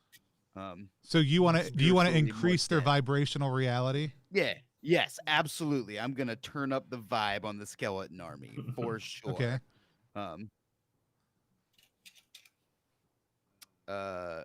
Should I roll for that first? I think that sounds narratively that sounds right. Yes, so I'm gonna as the skeleton army is charging the Dreamcatcher, I'm going to turn up the fucking vibe. Check dice. That's gonna be a 5, 4, 4, and a 2. Okay, so you sinned against reality earlier. We're going to keep your 5. Like, that's not going anywhere. I want you to re-roll all the rest of your dice to see if any problems come up because of your offense against the spiritual realm by denying the existence of that individual earlier. Cool. I'm I'm making going this to- mechanic up. This is all No, me. absolutely. And I'm going to do the thing that I've forgotten to do the whole time and predict that there will be 3 problems. And if I'm correct, we ignore all but Okay, one of them. great. There was only one problem to begin with. The other 2 are 6s, Okay. by the way. Sure. Well, that's good to know If also you're too. sticking with the thing you said a minute No, ago. so that's you increase the vibrational reality. These skeletons grow. Actually, Adam, tell me how your skeletons grow and change because of this. Yeah, and it's kind of like their vibrations. This is a lot to. The great badass army coming at these motherfuckers right now. I think for the skeletal disciples, since we're talking more about the vibrations, it's kind of like one of those situations where they're moving. They seem to be moving so fast that there are more of them. So for each skeletal disciple, like trying to swipe at this Dream Eater, it feels like there are 5 for each one. I love this because it's also a vaporwave feel. So what I think we actually see is the image of the skeleton like getting larger and larger and larger from everyone's perspective, vapor waving out consistently and moving towards this thing. Awesome. No, I think it's great. The problem is that Pinky, you cannot move as long as you are doing this for the skeletons. Okay. So, with that said, Hugh, tell me what the skeletons in Hugh do. Well, I think the Dream Eater is going to feel the full force of my fracture attack.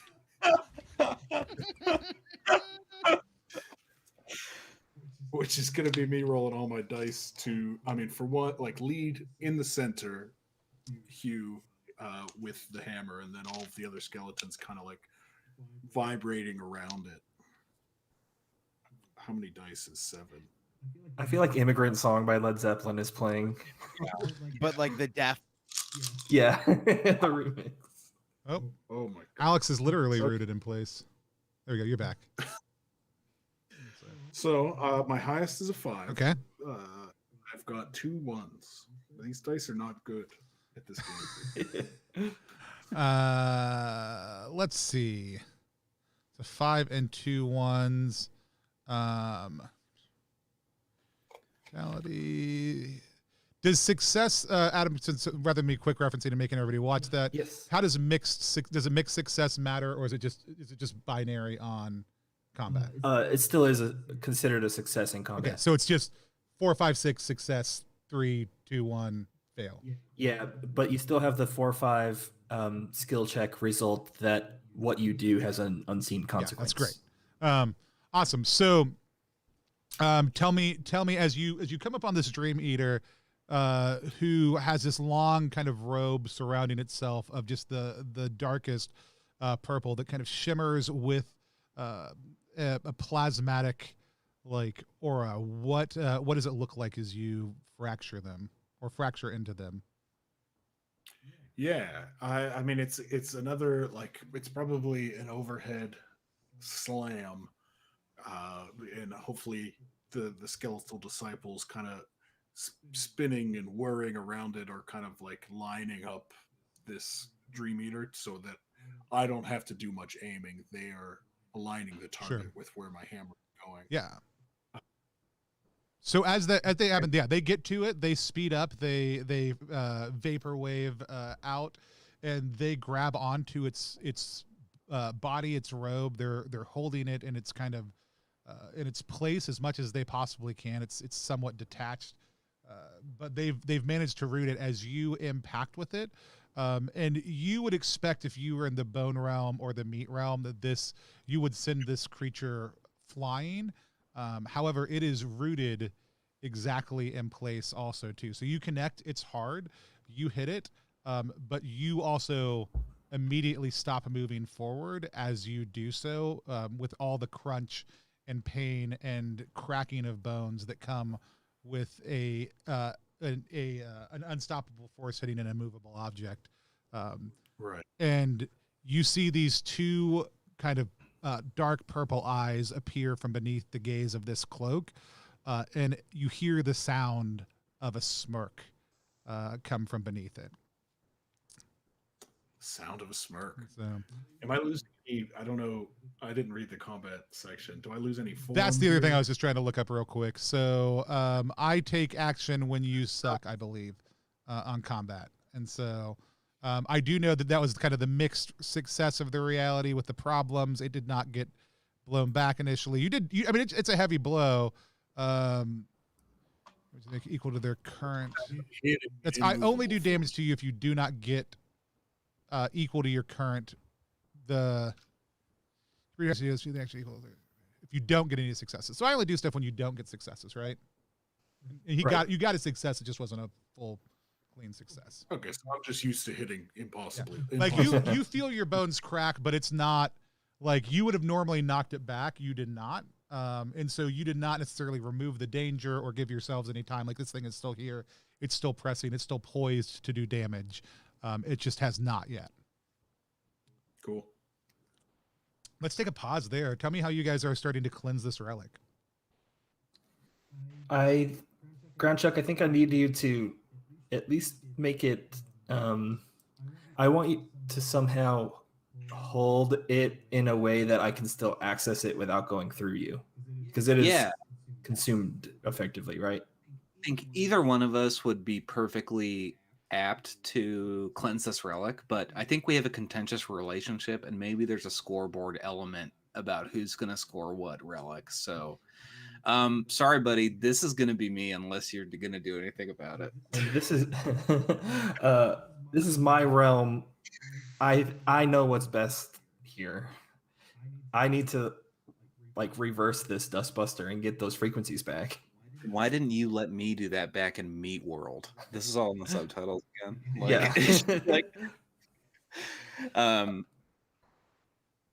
Because I know how to cleanse relics. If there's anything I know, that's that.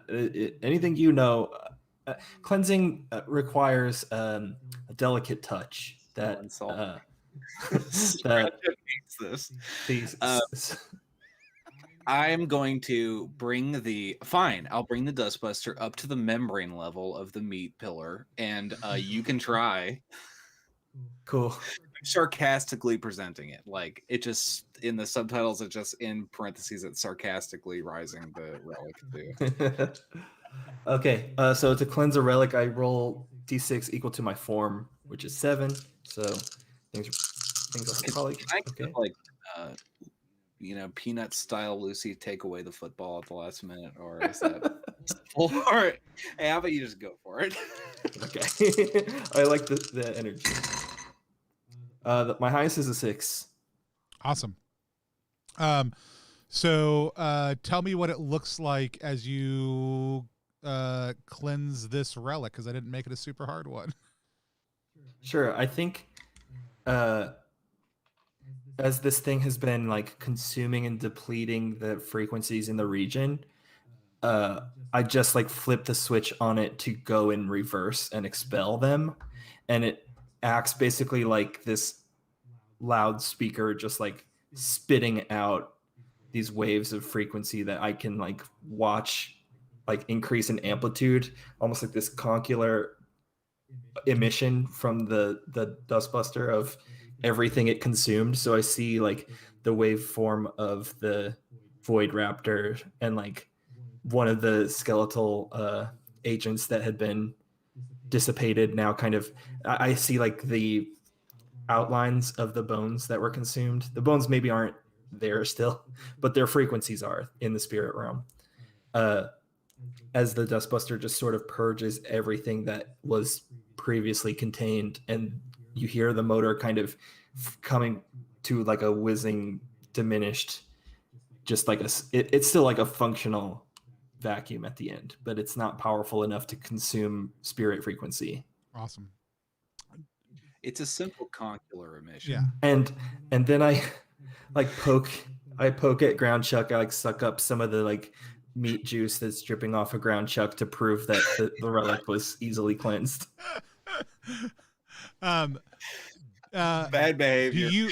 Do you have the skill purge already? Unenlightened. Maybe. Sorry, which skill? Do you have the skill purge already?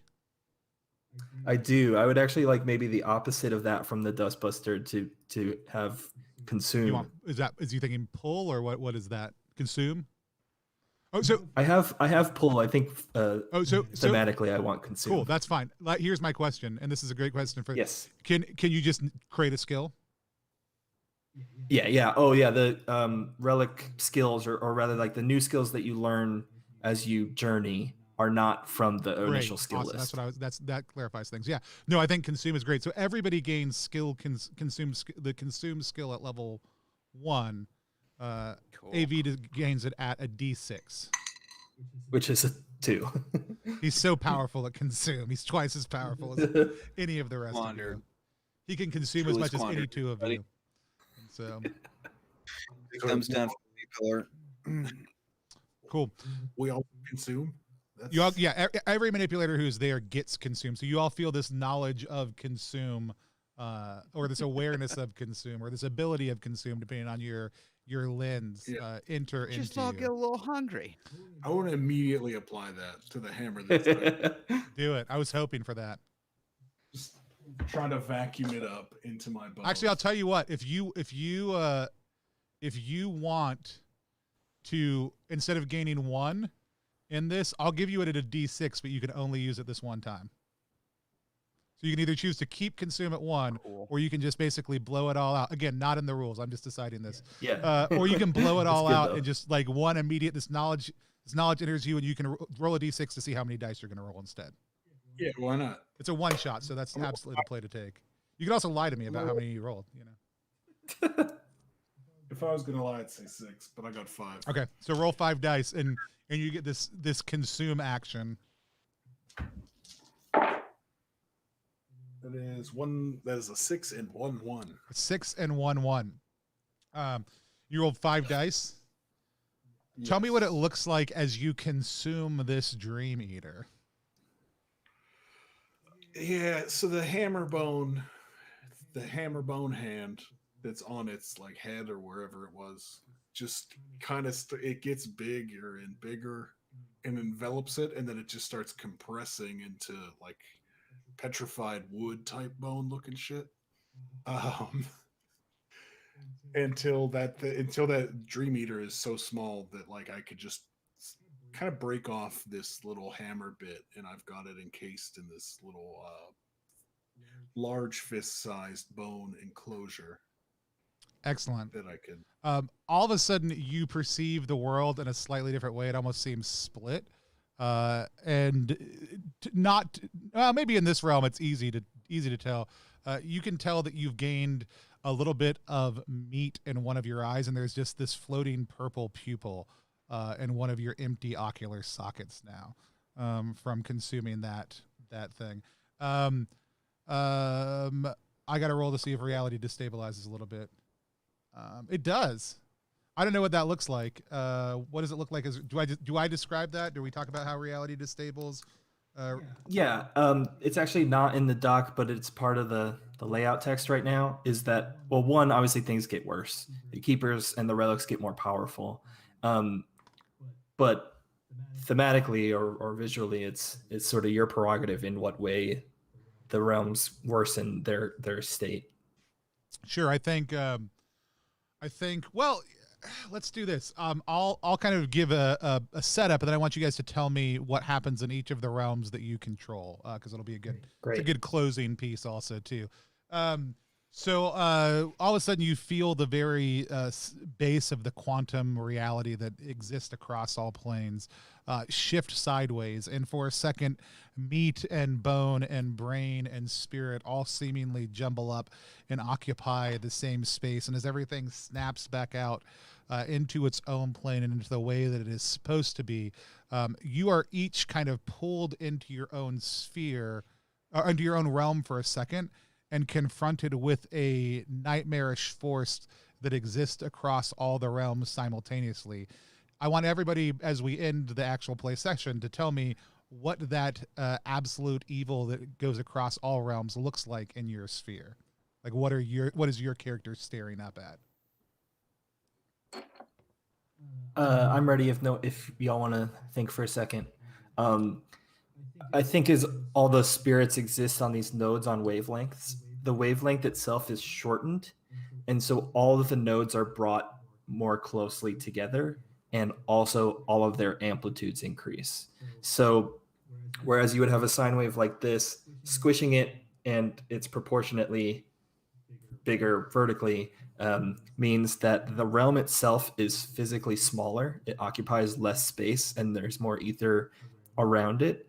And then also at each of these nodes, they become more extremely what they were. So a dream eater maybe becomes like a dream devourer, and the void raptors become like void tyrannosaurs. They all kind of increase one level of magnitude of intensity.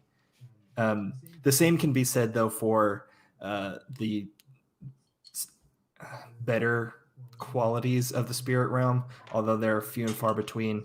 So these songbirds we saw at the beginning are now like spirit eagles, and we have the spirit harbinger I summoned earlier, who's now dissolved from my form, has a more like developed facial structure instead of just eyes and mouth floating, and is able to like communicate in more explicit verbal ways.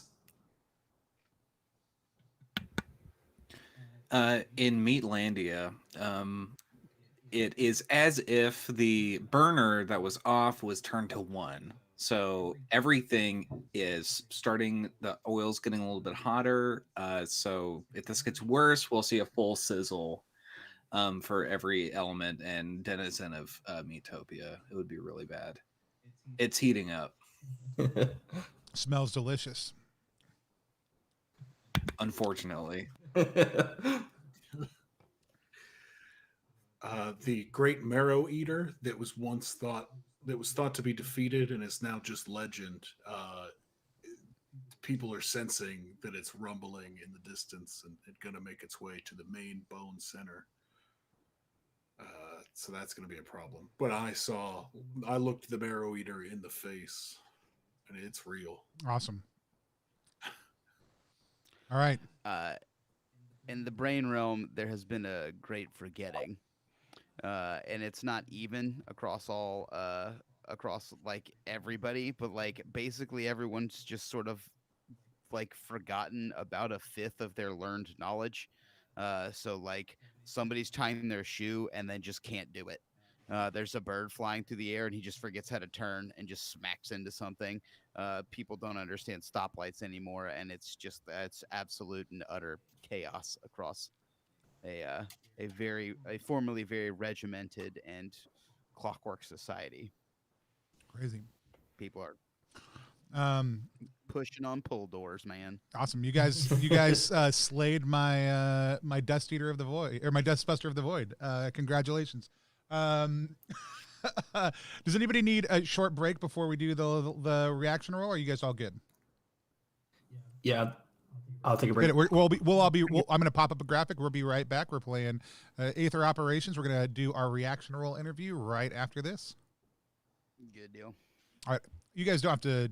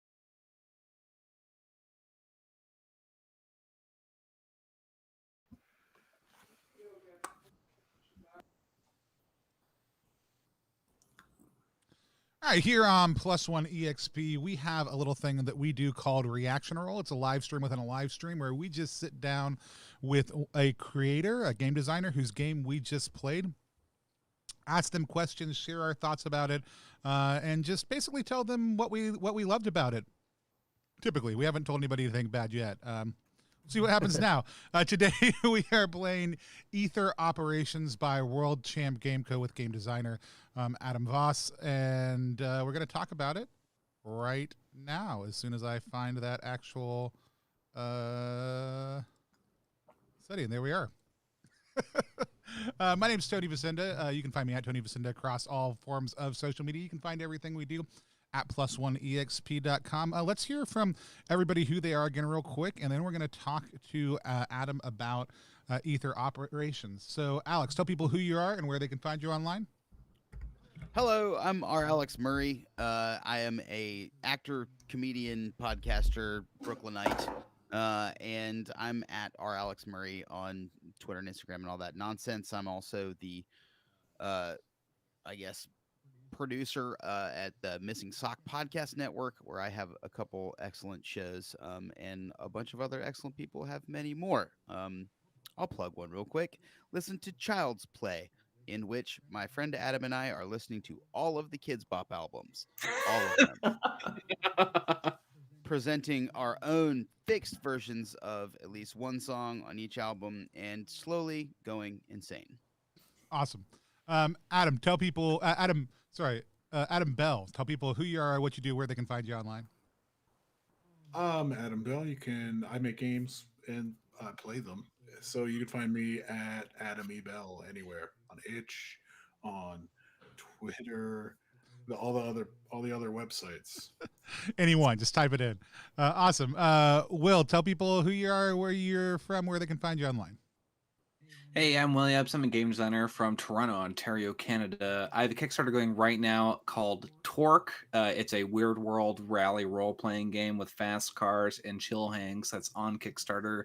It's linked in my Twitter, which is at Will_Yobst. And are you almost done? You got a little bit longer? How many more? I got 2 more days. And then it'll be in pre-order, so the page will just be live and stuff. But yeah, it's been a absolutely killer response, and long live ZineQuest. Awesome. And then creator Adam, the creator. Tell us who you are, where people can find your work online, and then tell us a little bit about Aether Operations. Yeah, I'm Adam Vass. I'm a tabletop game designer in Southern California, co-host of the Brain Trust podcast with Will Yobst, and I make games as World Champ Game Co. The central hub for which is worldchamp.io. The IO is for games now. We took it. Yeah. So you can buy all of my games in print there. You can also find links to all my socials and my Patreon, where I release a game every month, and a bunch of other game content. And today, we're talking about Aether Operations. This is my ZineQuest 2021 entry in collaboration with floatingchair.club, which is a great indie RPG retailer, publisher, distributor, friend. And Aether Operations is this psychedelic realm hopping weirdness of the realms of bone, spirit, meat, and brains in a perpetual imbalance that you try to manipulate with a gambling D6 mechanic and some very creative interpretive skill usage. Awesome. I do have that image of the map that you sent me. If you don't want to share that yet, that's okay. But if you do, while people are talking, I can get prepped for you to be able to share that in a little bit, and I'm fine either way. The map? Yeah. Or not the map. The cover. Yeah, totally share that. That's I'm gonna get that because I was like, I started the map. Actually, I don't know if you can see behind me. There is a scale piece of paper that I cut out and drew blobs with the highlighters, so I would know how big to make all of the things. Because the center spread adventure map is a 19 by 27 inch poster, but the game is presented as a 5 by 7 inch zine. So get it. That folds out. So excited about it. I can't wait. I'm gonna get that image ready while everybody else shares some of their thoughts. Let's hear from the most professional game stir among us, our Alex Murray. Most credits, most titles to his name. No, Alex is somebody who's on our stream all the time. Alex plays a lot of games. Alex doesn't design games. I love getting to play with Alex, and I love getting to hear his thoughtful response to what people's games were. So, Alex, tell us a little bit about your experiences of playing Aether Operations, and then if you have any questions for Adam, go ahead and ask him. Yeah, I mean, like you said, I don't come at any of these from like a designer perspective. Like for me, it's all just about if you can have fun and goof around. And I liked how crazy open this is. That was a lot of fun. Like to just like also as like an improviser, like this is like literally an improvisational prompt, right? For every skill check. It's just like you have a word and it's like decide what that word means. Like that's a lot of fun. Yeah, and then after that it's just, putting a good group together, and this was a joy. Meat manipulators. Yeah, I mean, I had a blast. I would enjoy. I guess my big question is, what do you envision like a campaign of this game looking like? That's a good question. I think a campaign is possible in a relatively short term because this is not a game that could be played infinitely. As we sort of touched on a couple times, and we got relatively lucky to do things in each location. The idea that these keepers and relics and stuff exist in reality, and we, the Four Realm manipulators, are like the component parts of reality. So if we escape the Dream Eater in the spirit realm and we go to the bone realm, there is a parallel, right? There is something that encompasses that same energy in bone. So you would do a lot more traveling. You would do a lot more combat, likely, because everybody there hates you. Everybody in every realm hates you. And everything that you do, no matter how hard you try or how well you do them, furthers the likelihood that imbalance comes. So nice. I would guess you could probably play 3 or 4 of what we just did before players start dying or the realms collapse. That's awesome. Nice. Just making sure I understood that there's no winning. No. Yeah. There's a mechanic for how the realms get worse, but there's not a mechanic for like, just here's how you fix a realm. Yeah. And so, awesome. Adam, what were your thoughts? What was your experience of playing? And then, do you have any questions for Adam, the creator? Yes, this is it's fun. It's a lot of fun. It's another in a long line of World Champ games that are hyper thematic in a theme that I don't think anybody else could have thought of, which rules. So I guess if I had a question, it would be, how do you realize? I don't know. I don't even know how to ask it or say it, but like you do. It's just a good job of pushing and recognizing that, like, as people that play games, we can conceptualize weird shit and make a story out of it. So, I think that's really one of my favorite things as a game designer or a writer, or really even in visual art and music stuff too, is that I'm trusting you as the audience to take it the rest of the way. So like we mentioned, like I want to pull up on the rules. When you utter a plea to the Bone Lord is just like a cool ass sentence or phrase, and then you as the bone manipulator, I trust you as a player of a game. Like, again, I understand that I'm a niche creator, and if you found me, you're already in too deep. So I do to some extent take that for granted, but I say, when you utter a plea to the Bone Lord, you can re-roll up to 2 dice. But I let you, as the person who's engaging with my work, decide what it means to utter a plea to the Bone Lord. And in doing so, in either describing the action or performing it, or even just interpreting it, you are adding to this freak canon that I've tried to build. And then in theory, if you play it, you show other people it, you get to rather than talk about your successes and failures, and this is the thing that Will's taught me that I have really taken to heart, is like, you're going to tell someone what it was like to utter the plea to the Bone Lord. Like, you're going to convey the feeling and the excitement and the weirdness, and that is going to do a much better job of presenting my work and even what I think about my own work than any interview or like SRD or any kind of mechanical breakdown of structure could ever do for what I'm doing. And I loved all the pleas to the Bone Lord that Adam offered up constantly throughout play. they sacrifice. So, no, and I want to read this actually from the rules. It's under the GMing section, which these are just, I mean, whether this makes it into the last edition or whatever, that's or the it is. but yeah, I imagine it will. It's under the GMing section. If this is your first role-playing game, I don't know how you got here. Thank you, and I'm sorry. Otherwise, you know how a GM works. Describe the setting, control the characters not portrayed by the other players, present problems, and ask, what do you do?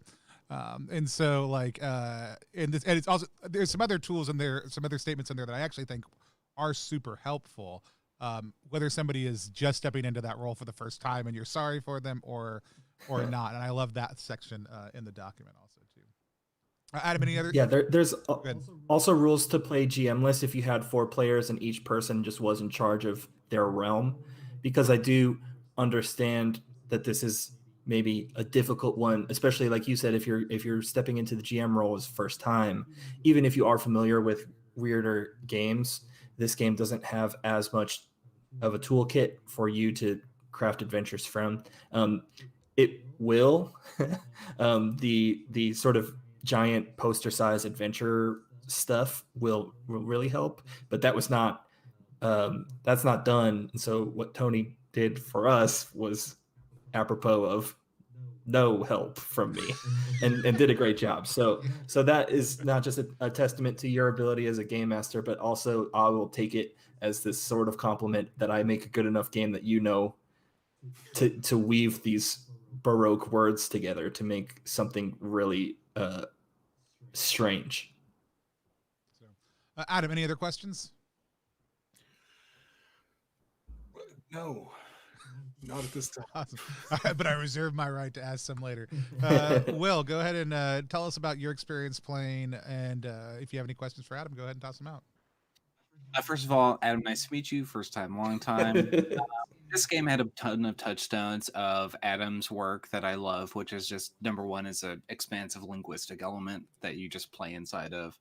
And this understanding that you are trusting the players enough to grasp a really wild theme. Like anytime you said a one-dimensional vase, I was like, great, I'm role-playing. This is but I wanted to ask you specifically, and especially hearing about Alex's question about the kind of inherent nihilism in the setting and in general, and how you said in the pre-show that this is a very thickly veiled climate crisis game.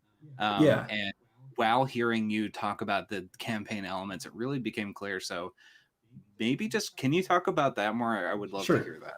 Yeah, it's something that I think I shied away from in any kind of like marketing presentation for the game, because I think you say this game is about global warming and it presents a very different image of what the game we just played is. Right. You know, I really want it to be fun and gonzo and freaky. But that is sort of the visage that is to get you to play it.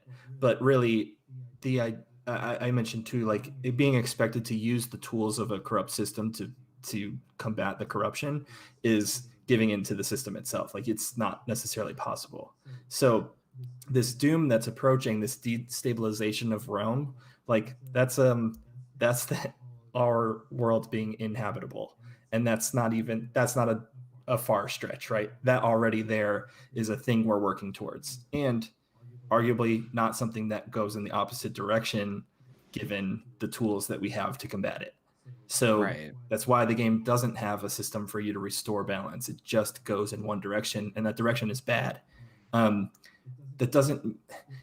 is still sort of this hope and expectation that you as manipulators will be relatively good, that you act in the interest of the realms despite this doom. But then also, obviously, you have the keepers, who are the villains of the game that you do combat with. They are made more powerful by further imbalance, and this is the people who profit from climate destabilization. And you can combat them and fight them, and it feels good. But when you finish the battle, you roll the balance die, and that might make things destabilize worse. So it is, it's there to kind of highlight the feeling of powerlessness in a structural power that you can't hope to affect, right? We all obviously want the globe to not boil us, but me not using a plastic straw isn't going to get us there. Right. It seems So- clear when you describe that, and I'm reflecting on my play experience, how we focused on cleansing a relic. I mean, that's like particular language that now is like very clear to me that like, there's some short term like cleaning up an oil spill or the turtles for fucking straws or something. Right. And how, yeah, you hope to solve something with these smaller actions, but the action of the game is still optimistic while having this larger political message, I think is really good. Thank you. Gotta say, you did it again.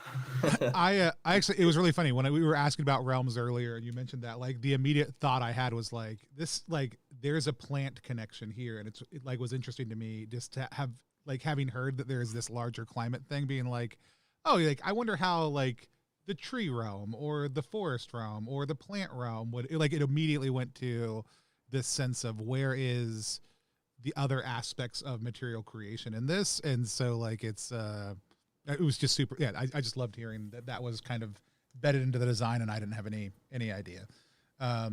Yeah, I think the four realms that are offered are there as a kind of dilution of human self. So the idea that those four realms compose of one person, like that's what a person is, and we're wholly incomplete by the nature of focusing on one. And that is a major facet that comes from the spiritual aspect of this game that sort of started in this new age philosophical approach. So that's why there is an absence of other realms that are more natural or less person centered.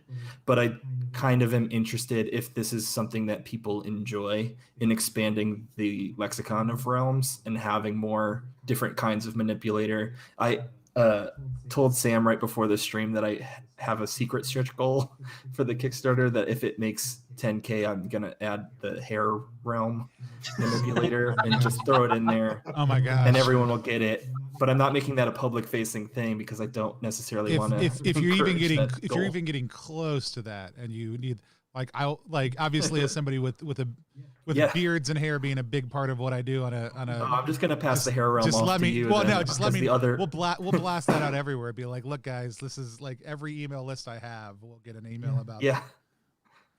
Yeah. So I am interested in the prospect of realms that don't focus on humanity. That's awesome. Or are like understanding of humanity. Yeah, and I mentioned it earlier. I'm going to pop it up real quick. This is the cover we were talking about. It's just kind of randomly in the middle of the screen blocking, some of us. But it's absolutely gorgeous. Just love the look, the layout, the initial image that you sent me of just the kind of sliced section kind of head was absolutely phenomenal. But I love the different ways somebody. I mean, this is probably not super nice. Somebody criticized Necronautilus' art the other day on a forum, which is, whatever. People have different preferences. Yeah, I know. Like Adam's response and my response are like, wait, what? And he was like, I could have drawn this, and I was like, well, then you should be, because it's excellent. Like I don't I don't know what to tell you if you don't like this, but this I'm constantly blown away by the visual design that I see from your stuff. A lot of people whose visual design process I love. They are people who are very regimented, and their design aesthetic is usually like very formatted. So like think about Mothership, right? Where the information architecture and the design is incredibly well thought out and rich. And so lots of times when I talk about people's visual design, it's that yours has a very different feel and flavor to it entirely, while still achieving a lot of the same effect. Your art and your design tell me something about the way you want this game to be played, but not in the direct informational way that some of those other systems and designers do it. It's one of the things that I'm constantly blown away by. In the regular Patreon things I get, go to patreon.com/worldchampgameco and or whatever it is, and That's it. Yeah. And Thank you. But yeah, it's one of the reasons I'm always so thrilled. And then for me, another major thing is just wordplay. Like Beards and Beyond has all the skills, or just you pick skills, and as long as the words that you made can be applied to the situation, even if it's through irony, through wordplay, through like whatever you want to do to make those skills apply to the situation, do it. Like, great, it applies, And so for me, that's always a key piece that I love seeing in games, and I loved that aspect of it so much. And so for me, I had a phenomenal experience. Yeah, getting to GM the first time, like, it wasn't until like I was reading halfway through that I was just like, yeah, I could just try to figure all this out. But then I saw that, like, hey, there's this transition move where when we're moving between planes, people tell you stuff, and I was like, that makes things way easier. So my prep was literally like, I want to write down 5 or 6 dumb phrases I can say that feel like Spirit Realm phrases, which is like Twilight Birds, Embittered Vines, like Plasmatic Cliffs, something about the day glow. I don't know, just weird things, like, right? Just weird things. And that, but it was just, you told me 3 things beforehand. You're like, it's the kind of game where you can literally say, my arm is made of laser, and it makes sense. And then you sent me like a notes, like, here's kind of my thoughts on what a good slice would be, which I tried to do, and I think I actually inverted. It's whatever, it worked great. No, it was great. And then the other one was about the relics being pieces of technology from our world, and I was like, and as soon as you said that, I wrote down like vacuum, like, because it was like I knew like whatever, like that was the first word that jumped into my mind, is a piece of technology from our world I thought would be fun. And I was like, well, a vacuum doesn't feel like as interesting as something vacuum-esque, and so then we ended up with like Dustbuster of the Void, right, or whatever. And so from a GM perspective, that was just super easy. And I also didn't know how much it would feel like a trad game or not, right? Like, I think sitting down, Right. there's like, it feels very loose, and like it's just open and organic, and how will we ever create structure to this? And then when you sit down, the actual play was like, now we're gonna like punch some bad guys in the face and fracture them, but also then pull the Spirit Realm together by stretching our meat across the land. And like, that was all. Like, I loved it so much. It was so good. And I'll do a little bit of a polished review on it later, but I just, it was super enjoyable. I didn't break the game, even though I added 3 new mechanics to it in the middle of it. And I had a blast. A couple people covered some of my other questions, which would have been some of the things about Realm, some other pieces like that. And so I'm trying to think of a good one, but I can't right now, so that's okay. Let's just go with the kind of classic and somewhat boring question of where are a couple of the places that you really took inspiration from in creating and crafting this game? Sure. As I mentioned, New Age spiritualism, specifically, it's really strange form on Instagram, which became this really a snake eating itself of, and I would send Will a lot of them that I thought were especially egregious, but because if you engage with the posts, then Instagram will show you more of them. And I just went deeper and deeper down this rabbit hole of spiritualism, and then eventually coming out the other side of the one-dimensional vase to find what I would kind of just call like dirt spiritualism, or like people who are just posting those things to post them and not believe in them or profit from them. And that was really gross. And I think that's the turn that turned the game weird. The idea that these things that can be meant to bring peace and harmony can be manipulated and be bad, or abused. And that was when the gritty texture layer goes on in Photoshop and everything takes a turn. So that was a major design facet. Also just sort of a lot of modern trends in graphic design, especially kind of like rave culture resurgence in graphic design was a major thing that led to the utterly illegible lettering logo of Aether Operations. And some of the other visual cues are from like old rave posters and this kind of trend that's all trends come back around, but like 90s rave is really popular mixed with these kind of like metal aesthetics in graphic design currently, and that was something I kind of ate up. And then mixing that with my existing lexicon of visual design, and like I knew I wanted to hand paint, but I didn't want to hand paint this whole project. So each realm has a distinct art style, and then the art kind of blends together and forms where the realms meet. So I actually have next to me, and I'll just show it because we're here, some hand painted, like there's the meat manipulator face from the character creation page, and here's another head that's just going in the layout somewhere. Don't even know where yet, but I did a painting and I thought it was cool and I thought it fit the vibe. So from there, it's stitching together all these influences. I should mention too, I made a Spotify playlist for the game that's a lot of like Angular DC inspired post-punk and hardcore, like Jawbox and Burning Airlines and that kind of stuff. Some mid-aughts screamo legendary bands like Comadre and Circle Takes the Square. Those have always been just wildly influential to me since I was a teenager and continue to be. So I got to highlight some of those some musical cues and present them alongside my own visual cues as this project, and that was really an exciting endeavor for me. Yeah, no, I love it. I had a blast. I'm looking forward to sharing some more thoughts on it in the future, but I can't wait for it. When does the Kickstarter happen again? We launched on February 22nd, which if for the live viewers, that is in 6 days. There we go. And it goes for 2 weeks, but we followed that rule. And some of us do. And Floating Chair Club is hosting it. This will be like an exciting experiment too, to team up with Sam and have